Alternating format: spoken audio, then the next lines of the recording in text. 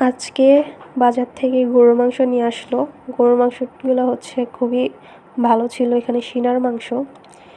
তো আজকে গরুর মাংস রান্না করব আর পোলাও রান্না করব। আলু কেটে নিয়েছি, আর এখানে হচ্ছে সবকটা রান্না করব না, অল্প পরিমাণে রান্না করব, যেহেতু আমরা দুজনই খাবো। এখানে হচ্ছে সব কিছু কেটে নিয়েছি। আর হচ্ছে অনেকে বলবেন টমেটোটা আগে দিয়েছি কেন।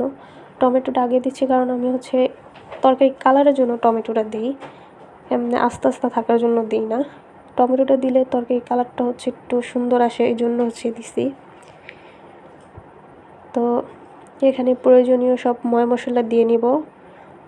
আদা রসুন বাটা দিয়েছি, তারপরে হচ্ছে তেজপাতা, গরম মশলা, লবণ, হলুদ, মরিচ সব কিছু দিয়ে এটাকে ভালোভাবে হচ্ছে মিক্স করব। তেল দিয়ে নিলাম। মানে অনেক সময় আসছে না, আমাদের হচ্ছে অনেক কাজ থাকে আর রান্না বান্নার একটা ঝামেলা, তো সেই সময় এরকম প্রেশার কুকারে সব মাখায় জাখা একবারে বসায় দিলে হচ্ছে সময়টা একটু সেভ হয়, অন্য কাজগুলো হচ্ছে করা যায়। তো প্রেশার কুকার থাকারই একটা সুবিধা। তো সব কিছু মাখায় জাখায় বসায় দিব, অল্প একটু পানি দিলাম।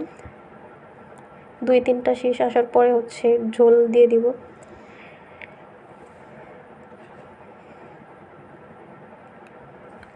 তো আজকের ভিডিওটা হচ্ছে পুরোপুরি করতে পারিনি, একদম শর্ট ভিডিও দিলাম একটা, কারণ হচ্ছে অনেক কাজ ছিল।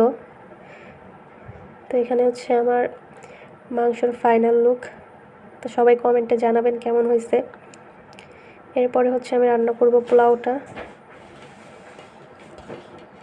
যখন পেঁয়াজ ভাজা ভাজা করছি আর হচ্ছে ঘিটি সব কিছু দিয়েছিলাম, তখন হচ্ছে ভিডিও করছিলাম, কিন্তু ক্যামেরাটা যে অফ ছিল আমার সেটা মনেই ছিল না।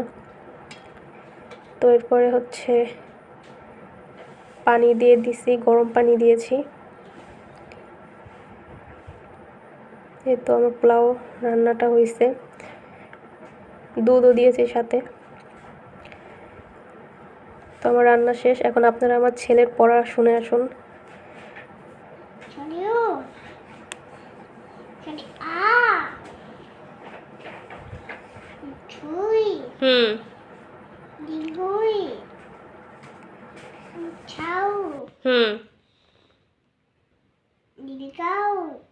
সুন্দর হয়েছে।